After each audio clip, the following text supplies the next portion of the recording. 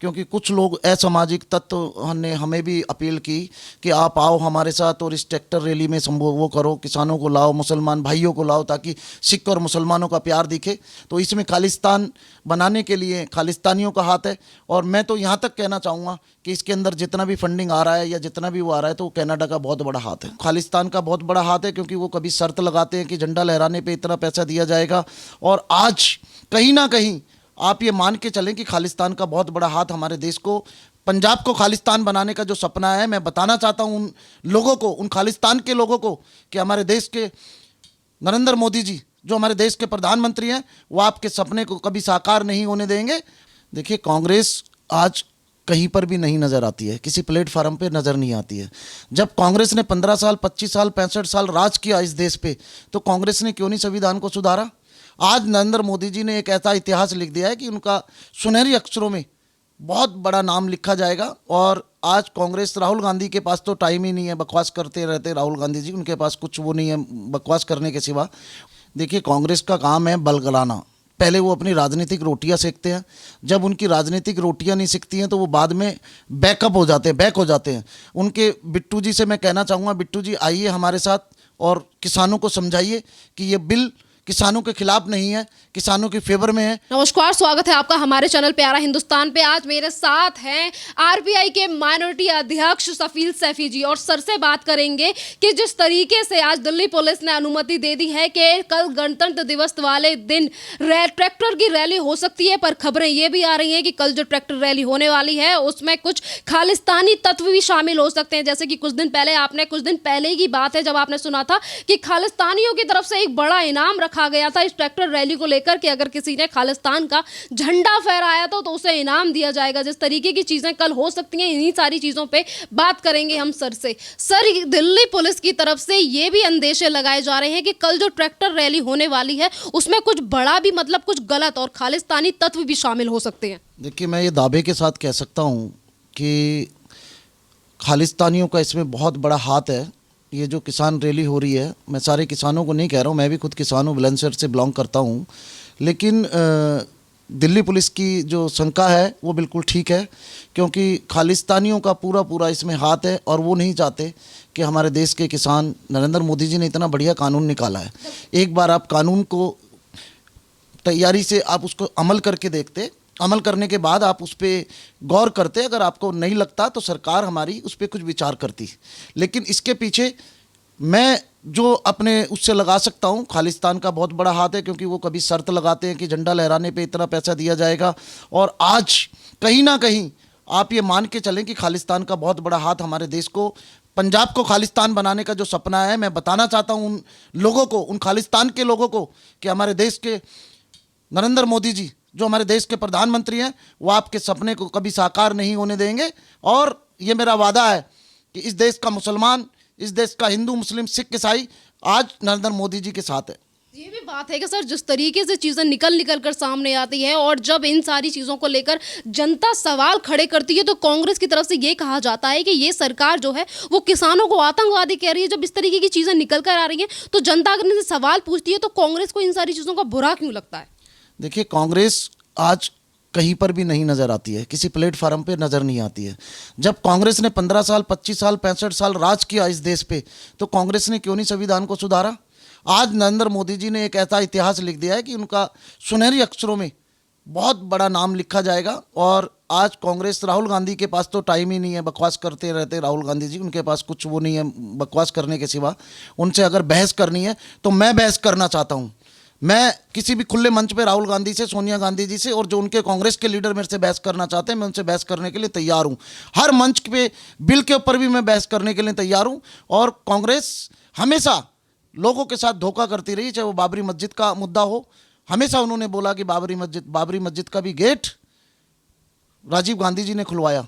नरसिम्हा राव जी देश के प्रधानमंत्री थे, शंकर दयाल शर्मा जी राष्ट्रपति थे। तो कांग्रेस ने हमेशा धोखा किया है, पीछे से वार किया है, और कांग्रेस हमेशा वार करती रहेगी। इनके बस की कुछ नहीं है। और अब ये 50 साल नहीं आने वाले। कम से कम 50 साल हमारे देश के प्रधानमंत्री नरेंद्र मोदी जी इस देश के प्रधानमंत्री रहेंगे रहेंगे रहेंगे, कोई उन्हें हटा नहीं सकता। ये भी बात है कि किसान आंदोलन को लेकर जिस तरीके से चीजें निकलकर सामने आ रही है, किसानों को समझाने की बजाय कि इस कानून में इस तरीके के एपीएमसी मंडी को लेकर या फिर हर चीज को लेकर बरगलाया जा रहा है, किसी चीज को समझाया नहीं जा रहा, चाहे फिर वो कांग्रेस हो या फिर अन्य विपक्ष पार्टियां हो। देखिए, मैं सभी विपक्षी पार्टियों से एक अपील करना चाहता हूं कि इसको मुद्दा ना बनाएं, क्योंकि और देश हमारे देश में सांप्रदायिकता फैलाना चाहते हैं। और सभी राजनीतिक दलों से मेरी एक हाथ जोड़ करके अपील है कि आप इस मुद्दे को गरमाए ना, राजनीतिक रोटियां ना सेकें, क्योंकि आप राजनीतिक रोटियां सेक रहे हैं और अन्य देश हमारे देश की मजाक उड़ा रहे हैं। आप खुद तो कुछ कर नहीं पाए, जब देश के प्रधानमंत्री आदरणीय श्री नरेंद्र मोदी जी ने इतना बड़ा कानून लाया, कृषि मंत्री श्री नरेंद्र सिंह तोमर जी ने इतना बड़ा कानून लाया, आज आप उसका विरोध कर रहे हैं। आपकी सरकार ने ये कानून नहीं लाई, आज नरेंद्र मोदी जी ऐसे ऐसे कानून ला रहे हैं, इस देश का इतना भला कर रहे हैं जिससे सारे तत्व हिंदू मुस्लिम सिख ईसाई सब खुश हैं। लेकिन कुछ असामाजिक तत्व भारत में कुछ सांप्रदायिकता फैलाना चाहते हैं, मोदी सरकार को बदनाम करना चाहते हैं, जिसमें कांग्रेस भी चाहती है कि मोदी सरकार बदनाम हो, लेकिन ऐसा होगा नहीं, क्योंकि हमारे देश के प्रधानमंत्री बहुत बुद्धिजीवी और बहुत शक्तिशाली हैं।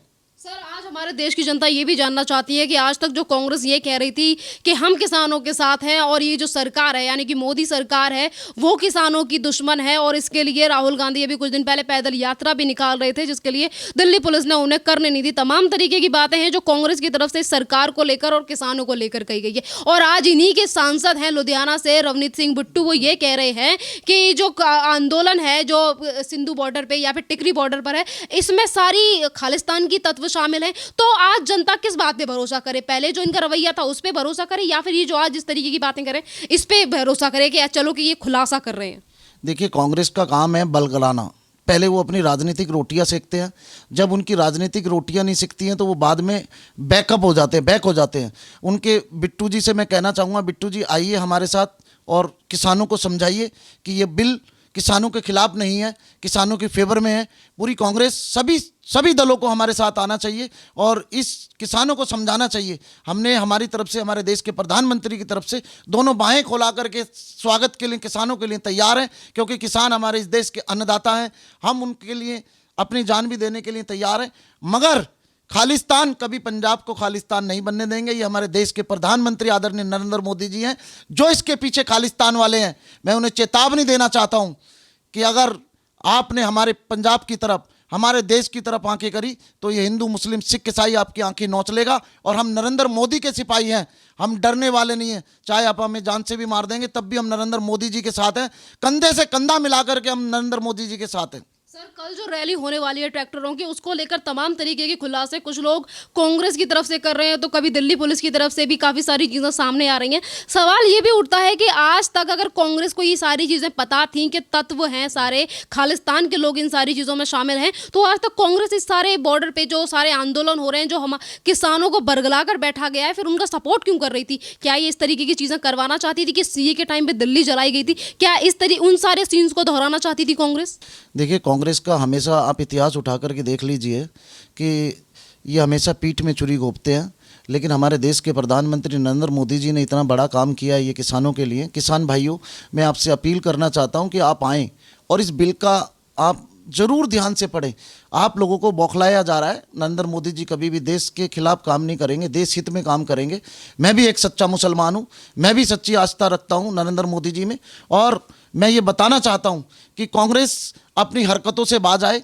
और हमेशा कांग्रेस का काम है कि आग लगाओ और पीछे हट जाओ, फूट डालो, शासन करो। तो कांग्रेसियों संभल जाओ, अब आपके पास कुछ रहा नहीं है। अब उनको सिर्फ बकवासबाजी करने के, प्रेस में बयानबाजी करने के, ताकि वो लाइमलाइट में बने रहें, इसके अलावा कांग्रेस वालों के पास कुछ भी नहीं है। ये जो दिल्ली में कल ट्रैक्टर रैली होने वाली है गणतंत्र दिवस वाले दिन, सर इसको लेकर क्या लगता है आपको? क्योंकि जितने भी आउटपुट आ रहे हैं, फिर इनपुट आ रहे हैं, उसको लेकर तो लोगों का ये कहना है कि कुछ गलत हो सकता है, दिल्ली को जलाने की चीज़ें फिर से दोहराई जा सकती हैं। तमाम तरीके की चीज़ें हैं जो आज हमें सोशल मीडिया पर देखने को मिल रही हैं इस ट्रैक्टर रैली को लेकर। देखिए, मैं यही कहूँगा कि दिल्ली पुलिस कमिश्नर और हमारे होम मिनिस्टर माननीय श्री अमित शाह जी इसमें, और हमारी एजेंसियां सारी लगी हुई हैं, और एजेंसियां सक्षम होंगी, क्योंकि ऐसे कोशिश तो लोग कर रहे हैं, 100% कर रहे होंगे, क्योंकि मोदी सरकार को बदनाम करने का के लिए कांग्रेस हो या अन्य विपक्षी दल हो, वो कुछ भी करने के लिए तैयार हैं। लेकिन मोदी जी और अमित शाह जी इतने सक्षम हैं कि कुछ ना कुछ हल निकालेंगे। ये बिल्कुल आप ठीक कह रही हैं, मैं आपकी बात से सहमत हूँ कि ये लोग ज़रूर मोदी सरकार को बदनाम करने के लिए कुछ ना कुछ चाल ज़रूर चलेंगे। लेकिन इसके लिए मैं दिल्ली पुलिस से आग्रह करूँगा, स्पेशल क्राइम ब्रांच से आग्रह करूँगा, हमारी एजेंसियों से आग्रह करूँगा कि हमें चौकन्ना रहने की ज़रूरत है और ऐसा कुछ ना हो जिससे हमारी मोदी सरकार बदनाम हो। हमें बड़ी शांतिपूर्वक ये रैली को निकालना है और इसमें असामाजिक तत्व और मतलब जो है इनके खिलाफ हमें कानूनी कार्रवाई ऑलरेडी पहले से ही करनी चाहिए। दिल्ली पुलिस की तरफ से 300 से ज़्यादा ट्विटर अकाउंट भी ब्लॉक कर दिए गए कि जिस तरीके से जो अराजक तत्व हैं जो इंडिया में और जो भारत में हमारे लोगों को भड़काने का काम करते हैं उनको लेकर। ये दिल्ली पुलिस का बहुत अच्छा सराहनीय कदम है, मैं उसके लिए प्रशंसा करूंगा दिल्ली पुलिस की। और दिल्ली पुलिस के साथ साथ अगर दिल्ली पुलिस को हम सब मुसलमानों की भी, हिंदू की भी, सिख की भी, ईसाई की भी, देश के हर नागरिकों की और हम आरपीआई के कार्यकर्ताओं की भी ज़रूरत पड़े तो हम दिल्ली पुलिस के साथ उनके बैरियर बन करके, उनके मतलब साथी बन करके हम इसमें काम करने के लिए तैयार हैं। लेकिन मैं फिर एक बार विपक्षी दलों से कहूँगा कि इसमें देश का नुकसान है। आपकी राजनीतिक रोटियाँ ना सेकें, हमारे देश के खिलाफ आप ना चलें। खास करके राहुल गांधी जी, आप जरूर समझें, क्योंकि आपने राजनीतिक पाठशाला नहीं पढ़ी है। आप विदेश से आए, एरोप्लेन पे आए और एकदम राजनीतिक में आपने अपना कदम रख दिया और अब एरोप्लेन से उतर करके जरा ज़मीनी स्तर पे आइए और एक बार मेरे साथ मेरे गांव में बुलंदशहर में किसान बन के हल जोत के दिखाइए मेरे साथ चल करके, तब मैं आपको मानूँ कि आप किसानों के हितैषी हैं। सर, देश की जनता की तरफ से ट्रैक्टर रैली होने वाली है, उसको लेकर ये सवाल भी उठ रहा है, ट्रैक्टर रैली को लेकर के 26 जनवरी का दिन चुना जाता है और फिर सरकार की तरफ को फिर उन्हें जोर दिया जाता है कि हम तो ट्रैक्टर रैली निकाल की रहेंगी। जिस तरीके से किसान नेताओं का बयान आज तक राकेश टिकैत वगैरह का आता रहा, तो उसको लेकर देश की जनता की तरफ से ये भी एक सवाल उठ रहा है, क्या दिल्ली को जलाने की साजिश तो नहीं हो रही? क्या 24 फरवरी और 25 फरवरी को जिस तरीके से दिल्ली में दंगे हुए थे, क्या वो सारा सिनेरियो दोहराने की कोशिश तो नहीं की जा रही इस सारे प्रपंच में जो ट्रैक्टर रैली होने वाली है? देखिए, मैं एक ही बात कहना चाहूँगा, सभी किसान भाइयों से हाथ जोड़ करके एक बात कहना चाहता हूँ कि आप अगर अपनी बात रखना चाहते हैं खुले हाथों से, दोनों हाथों से खुले, हमारे देश के प्रधानमंत्री आदरणीय नरेंद्र मोदी जी, माननीय नरेंद्र सिंह तोमर जी, पूरी हमारी सरकार आपकी बातें सुनने के लिए तैयार है और आप ये ट्रैक्टर रैली ना निकालें, इस पर प्रतिबंध लगाएं। ये हमारे हित में, हमारे देश के हित में और आपके हित में, क्योंकि आप ट्रैक्टर रैली निकालेंगे और असामाजिक तत्व आपको बदनाम करने के लिए और कुछ राजनीतिक पार्टियां अपने ही वर्कर भेज करके कुछ ऐसा कराएंगी जिससे आप लोग बदनाम होंगे, किसान भाई बदनाम होंगे।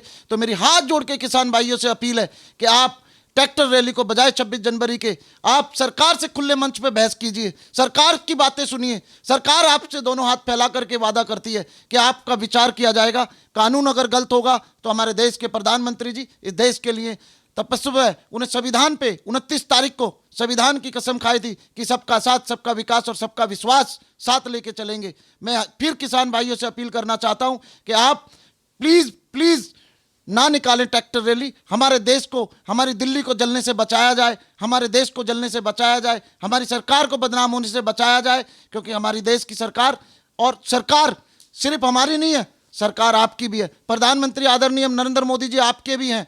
सबसे मैं अपील करना चाहूँगा कि आप ये रैली ना निकालें, क्योंकि कुछ असामाजिक तत्व हमारे बीच में कुछ भी पंगा कर सकते हैं, कुछ भी दहलाने की कोशिश कर सकते हैं, जिस पे किसान भाइयों के ऊपर आरोप लगेगा। अभी आप नए प्रधानमंत्री नरेंद्र मोदी का नाम लिया, तो इसको लेकर हमारी देश की जनता की तरफ से ये भी सवाल उठ रहा है कि एक तरफ पीएम नरेंद्र मोदी चाइना से लड़ रहे हैं और बार बार हमारी सेना को उनकी तरफ से इंस्ट्रक्शन दिए जाते हैं, पर उसके बावजूद भी राहुल गांधी किसानों का मुद्दा हो या फिर हमारी सेना का मुद्दा हो, हमेशा जब उन्हें जानकारी नहीं होती उसके बावजूद भी वो भारत को बदनाम करने वाली बातें करते हैं। आज सवेरे उन्होंने ट्वीट किया और ये कह दिया कि चाइना हमारी जगहों पर कब्जा कर रहा है और उसके लिए पीएम नरेंद्र मोदी उसका नाम तक नहीं ले रहे हैं।